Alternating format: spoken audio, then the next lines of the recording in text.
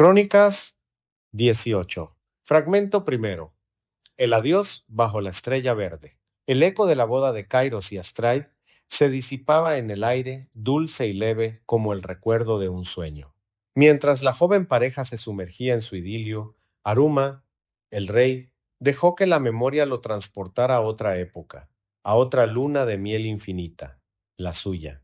Recordó aquellos años de encierro voluntario con su amada Nila en los aposentos más altos del palacio de los jardines colgantes. Un retiro decretado por el rey Tecán, su suegro, que fue primero un edén de goce y luego un sagrado tiempo de procreación y linaje.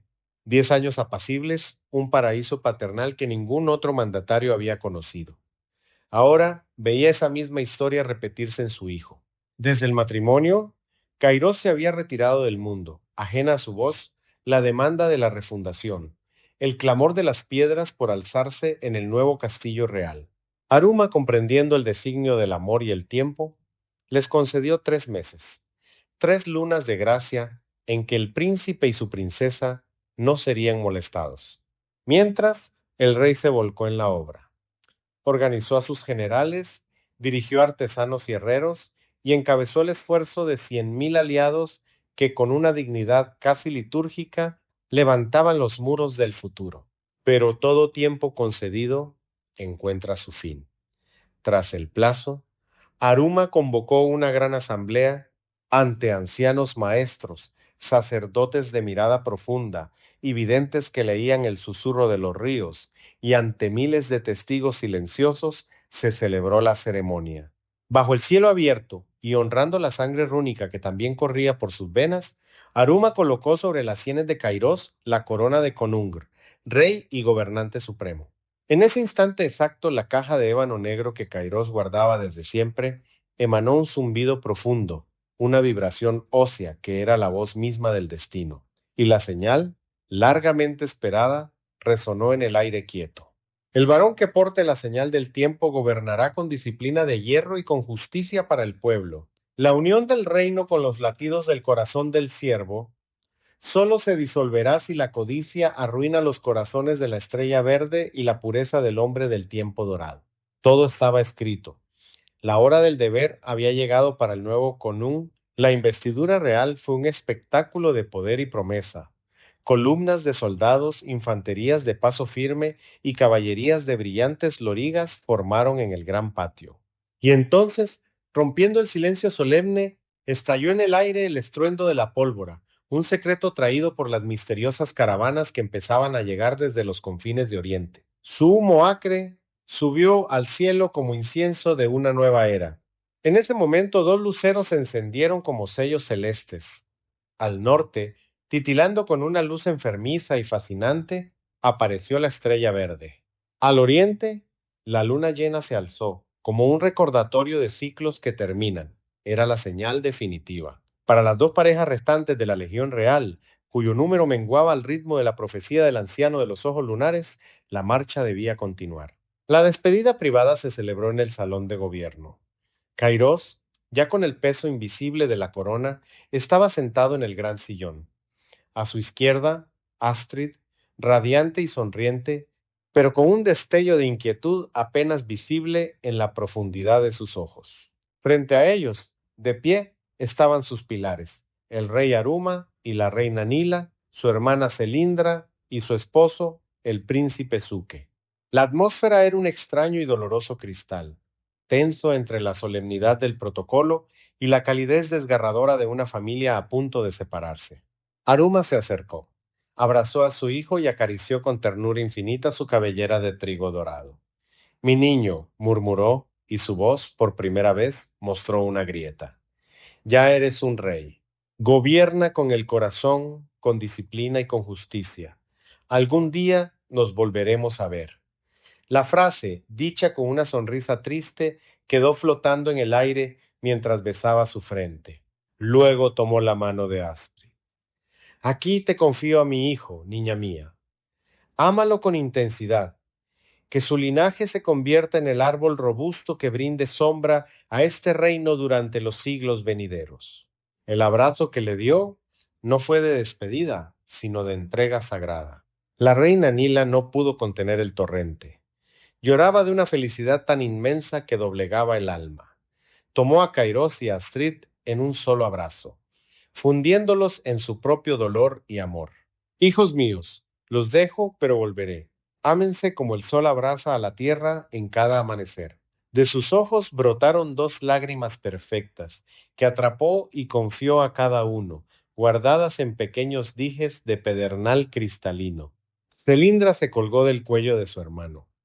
Hermanito, mi rubio adorado, te amo mucho, dijo entre lágrimas y esa risa nerviosa y cómplice que solo nace del corazón partido. Luego, volviéndose a Astrid, con mirada de hermana mayor. Cuídame mucho a este soñador, cuñadita. El beso en la mejilla y el abrazo que siguió tenían la consistencia del bronce fundido. Suke fue el último de la familia. Abrazó a su cuñado y en un gesto que mezclaba la broma con la confesión más profunda, le susurró al oído: Qué duro eres, hermano. Recorriste el mundo entero esparciendo semillas y casi no te encontramos un reino para ti.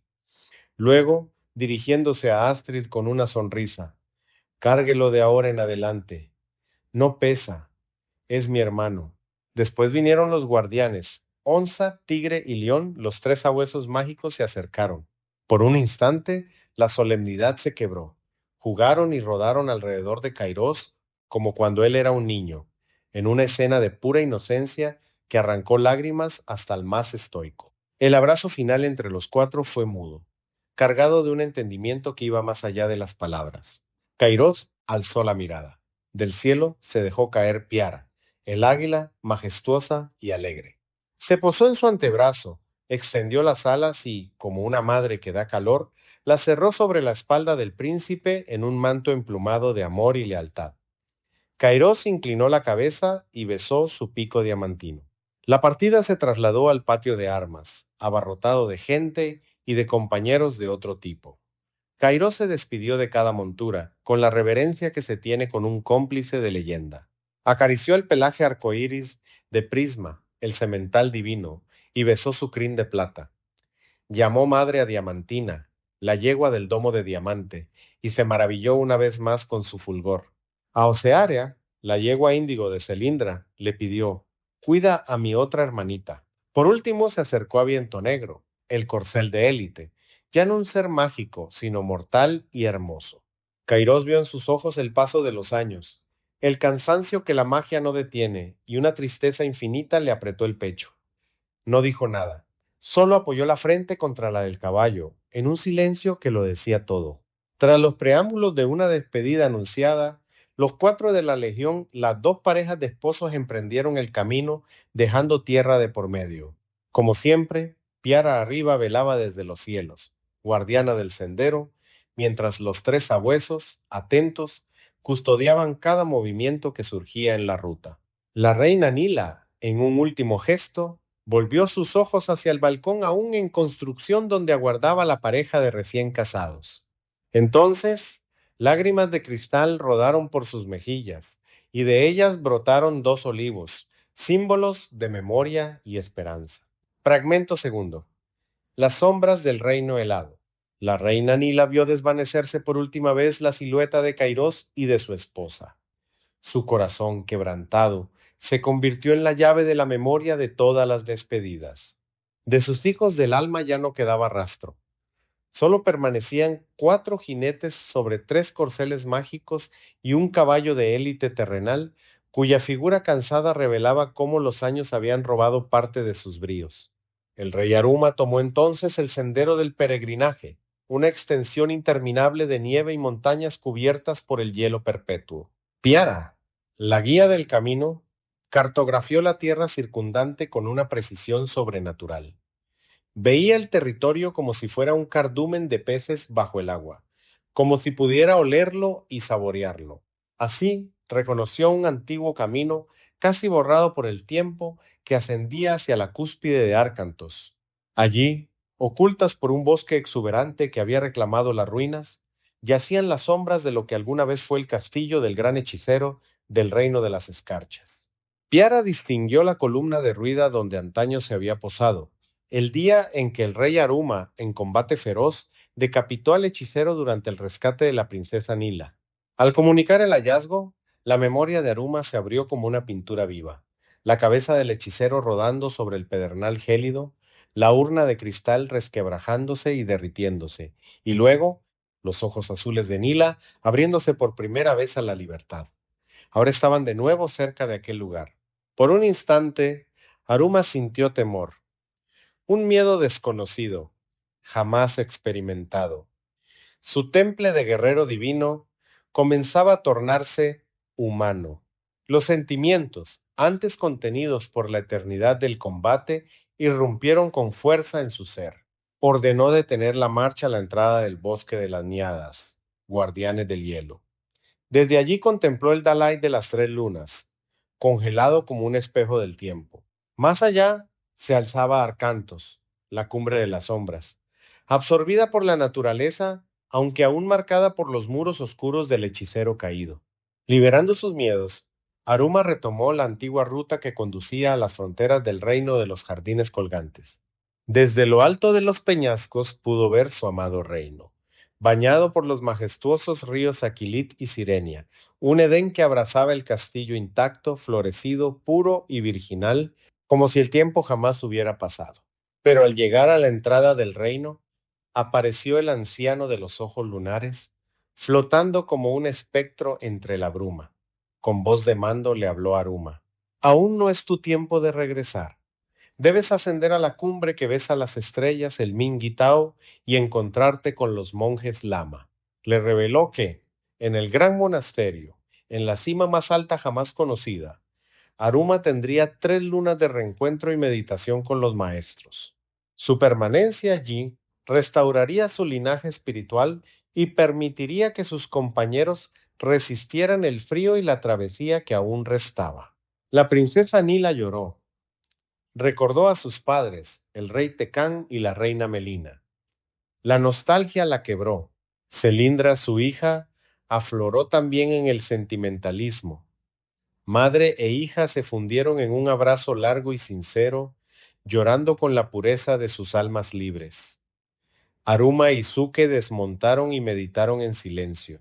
Cuando la calma regresó y el silencio se volvió abrumador, Aruma, como símbolo de protección, abrazó a toda la legión, a Sunila, a Celindra y a Suke. Entonces dijo: deseo, en lo más profundo de mi ser, volver a sentir el calor de nuestra recámara, pero la profecía indica que aún no podemos regresar, debemos continuar. El destino no ha sido alcanzado como fin cumplido. Nuestra marcha ha de proseguir. Y así, montando sus corceles, cabalgaron durante meses. El reino de los jardines quedó atrás, reducido a una visión fugaz, grabada apenas por instantes en la roca de la memoria de todos. Avanzaron por valles, ríos y montañas nevadas. En los poblados, gentes amables les brindaban cobijo y alimento, maravillados por la presencia y la hermosura de la legión. Hasta que una tarde, al finalizar la jornada, Piara señaló el horizonte y entregó la verdad. Allí, al otro lado de la montaña, frente a ellos se alzaba Tauñara, la montaña de la visión. Y en su cima, suspendido entre el hielo y las estrellas, se erguía el Gompa de las 3 lunas, el monasterio donde los monjes Lama aguardaban a Aruma. Allí, en la cumbre que besa las estrellas, tendría lugar el reencuentro que habría de restaurar su linaje y redefinir su destino. Fragmento tercero. Las 3 lunas del linaje. El ascenso hacia Tauñara comenzó en silencio. No era un silencio vacío, sino uno cargado de voces antiguas que parecían brotar del hielo y de la roca. Cada paso resonaba como un juramento sobre la pendiente nevada, mientras la legión dejaba atrás el mundo conocido para internarse en la altura donde el aliento se vuelve plegaria. Los corceles avanzaban con paso firme, guiados por Piara, cuya presencia se tornaba cada vez más etérea a medida que se aproximaban a la montaña de la visión. Sus alas, antes visibles, ahora se fundían con la neblina, como si el espíritu del lugar la estuviera reclamando. Los 3 sabuesos mágicos, Onza, Tigre y León, marchaban alegres y vigilantes. Lamían el viento, agudizaban el olfato y parecían leer los senderos invisibles del aire. Al caer la noche, la primera luna se alzó pálida y distante. Bajo su luz, el Gompa de las tres lunas apareció ante ellos, suspendido entre abismos de hielo y cielos nubosos. Sus muros de piedra blanca estaban grabados con símbolos arcaicos y campanas de viento entonaban un canto bajo y constante, como si el monasterio respirara. Zuke se acercó montado en Viento Negro, su respiración entrecortada. El ascenso tomará días, mi rey. Los corceles mágicos resistirán, pero Viento Negro no dijo, con pesar. Lo sabemos, respondió Aruma con suavidad, posando una mano sobre el cuello del noble animal. Ha llegado a su límite, admitió Suke. No puede continuar. Aruma apoyó la palma sobre la frente del caballo y murmuró palabras en la lengua antigua de los dioses guerreros. Una luz suave emanó de su mano. Has servido con honor. Aquí descansarás. Señaló una cueva protegida del viento y del hielo. En este refugio hallarás abrigo y alimento. Cuando descendamos, si el destino lo permite, nos reencontraremos. El caballo relinchó suavemente, como en gratitud, y se internó en la cueva. Celindra dejó en la entrada un amuleto de protección tejido durante las noches de viaje. Suke continuó el ascenso a pie, en silencio y vigilancia, como guerrero y como penitente. Los monjes lama aguardaban inmóviles. Sus túnicas rojo azafrán contrastaban con la nieve y sus rostros, surcados por el tiempo, parecían conocer el destino de Aruma desde antes de su nacimiento. Sin palabras, abrieron las puertas del Gompa. Aruma fue conducido al salón del reflejo interior, una cámara circular donde el suelo era un espejo de agua congelada. Los monjes formaron un círculo y el más anciano habló con voz serena. La sangre que portas no se ha perdido, pero ha sido herida por el amor y el dolor. Para restaurarla, deberás recordar quién fuiste, aceptar quién eres y decidir quién serás.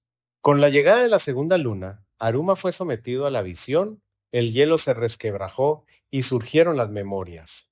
El abandono de su padre en lo profundo del bosque, la infancia quebrada junto a su hermana Perla, su propia muerte al sentir el cuchillo de mineral de río y asta de venado blanco atravesarle el corazón, la batalla final contra la serpiente de las 7 cabezas y la doncella salvada en la rifa de sangre donde los reyes entregaban a sus hijas al sacrificio, vio su mano empuñar la espada de runas y también la vio temblar al sostener a Nila y a Celindra. Entonces comprendió, su humanidad no era una debilidad, sino el precio sagrado de su linaje restaurado. Mientras tanto, Nila, Celindra y Suke permanecían en profunda meditación. Nila habló con las sombras de sus padres. Celindra vio un reino protegido por una muralla interminable y detrás de ella un imperio en espera. Una voz descendió del cielo. Deberás luchar por los pueblos sometidos. Junto a Suke ganarás el corazón del pueblo con inteligencia y humildad. Si deseas gobernar en la verdad. Suke revivió la amenaza de la reina sirena Calipsa, una herida sin cicatrizar, y caminó de nuevo los senderos de lealtad y renuncia. El frío ya no lo sería, el monasterio los cubría con su aliento sagrado. Entonces ocurrió el prodigio. Los tres sabuesos se transfiguraron en tres palomas de blancura inmaculada, que ascendieron hasta la cúspide donde la nieve se confunde con el cielo de algodón. Fue su retiro espiritual. Cuando la tercera luna alcanzó el cenit y el canto de los monjes se extinguió en un murmullo de viento, el cielo cambió. No fue un relámpago ni un trueno lo que anunció el prodigio, sino un oscurecimiento suave, como si el firmamento contuviera el aliento. La luna quedó parcialmente velada y en ese instante suspendido, una estrella única atravesó el cielo nocturno. No ardía, revelaba. Su luz no quemaba, purificaba. El resplandor descendió sobre la terraza del Gompa y se expandió hacia los establos sagrados del monasterio. Allí, los corceles mágicos despertaron.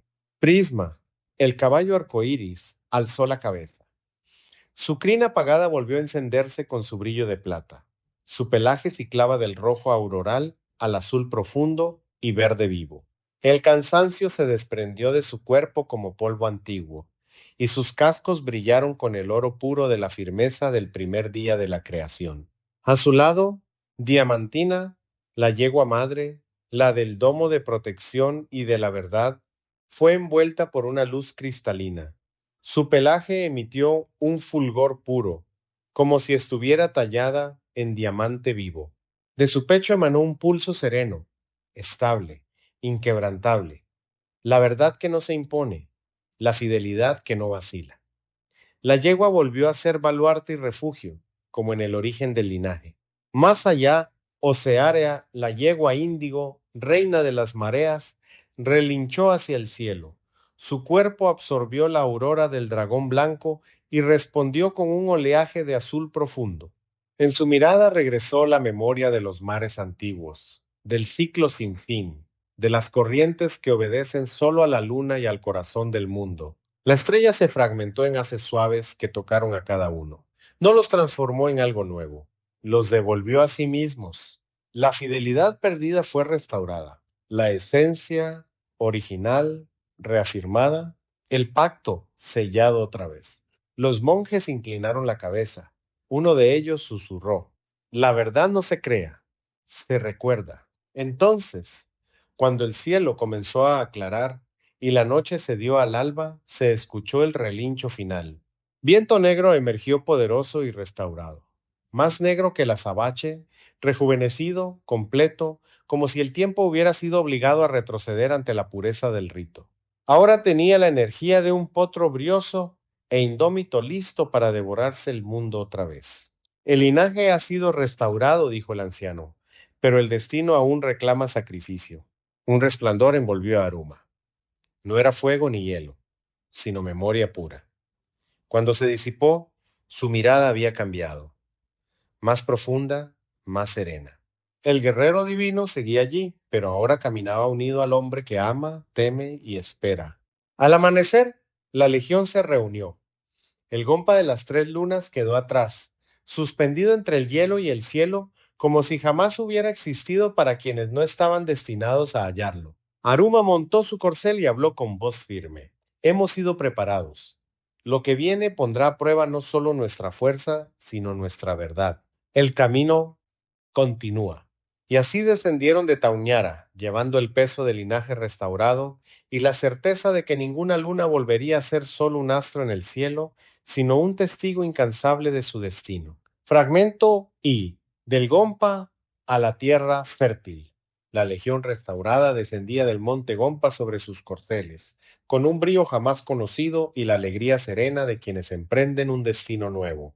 Bajaban por pendientes abruptas y antiguas terrazas naturales, entre glaciares que se retiraban en silencio y riachuelos jóvenes nacidos del deshielo. Las rocas grises y negras, cubiertas de líquenes centenarios, resonaban bajo los cascos, mientras el viento helado golpeaba sus pechos como una última prueba de la altura. Íbices y taquines huían entre las rocas al escuchar el lejano rugido de los leopardos de las nieves. Pero, a medida que la legión descendía, el aire se tornaba más tibio, y una brisa viva los envolvía como un manto de musgos tersos y aromas nuevos. El camino se abría hacia praderas verdes, donde las flores, recién despiertas, llenaban el aire de perfumes suaves y promesas de abundancia. En quebradas y ríos cristalinos calmaban su sed, y las monturas bebían con el gozo profundo de quien sacia una garganta fatigada por la altura. Bajo la sombra de viejos abetos, la legión reposaba, escuchando el murmullo del bosque como un canto antiguo de bienvenida al mundo fértil. Durante las jornadas, hilos de humo se alzaban en la lejanía, señales de vida humana. Aquella visión los colmaba de una felicidad nueva. Una legión restaurada volvía a respirar humanidad y deseo de convivencia. Llegaban a cabañas de paso, donde familias sencillas les ofrecían alimento y refugio. Rostros amables compartían penas y alegrías, y a cambio recibían esperanza y consuelo. El rey Aruma tomaba entonces la flauta de Mapanare negra.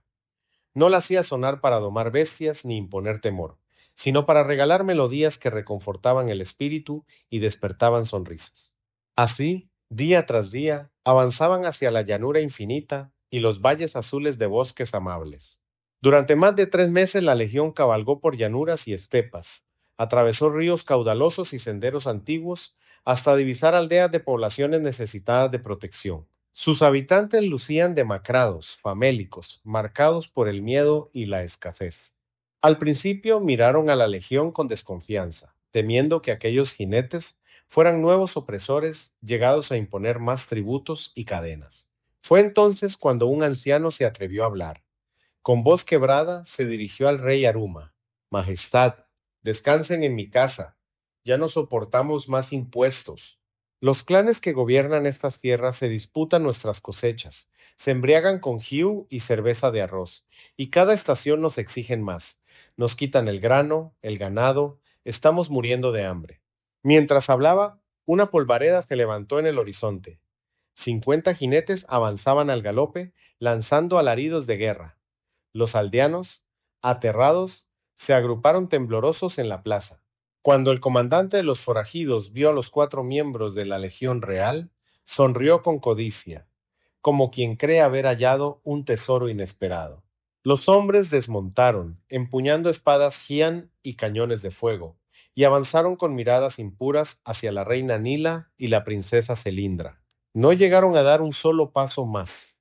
Tan súbita como un relámpago en la tormenta, Diamantina desplegó su domo de diamante. En un instante los 50 hombres quedaron atrapados dentro de la cúpula luminosa, inmovilizados, sin tiempo siquiera para respirar. La reina Nila alzó el cetro orquídea de la verdad. Su luz descendió como un relámpago puro, purificando a los hombres desde el vientre de su origen. Los cañones estallaron en una llamarada que no destruyó, sino que transmutó. El metal se fundió y tomó forma de arados y herramientas de siega. Cuando el domo se disipó, los forajidos ya no eran los mismos. Convertidos en hombres conscientes y diligentes, fueron puestos a trabajar como parte de su penitencia, preparar la tierra, sembrar, cuidar las cosechas. Permanecieron así hasta que las primeras siegas de trigo y maíz llenaron los graneros. Agradecidos, los pobladores mostraron a la legión el camino hacia otras aldeas, donde se repetía la misma historia de abuso y saqueo. Una tras otra, aquellas tierras fueron liberadas, sus opresores purificados, y los malhechores de antaño se convirtieron en aliados leales del pueblo y de la legión. Había pasado más de un año. Más de 30.000 aldeanos y antiguos forajidos ahora restaurados se reunieron para pedir a la Legión Real que aceptara gobernarlos como emperadores. Sin embargo, advirtieron una verdad ineludible. Para ser soberanos supremos, debían enfrentar a los 3 grandes clanes dominantes, ejércitos salvajes que sumaban más de medio millón de guerreros. El destino, una vez más, reclamaba su precio.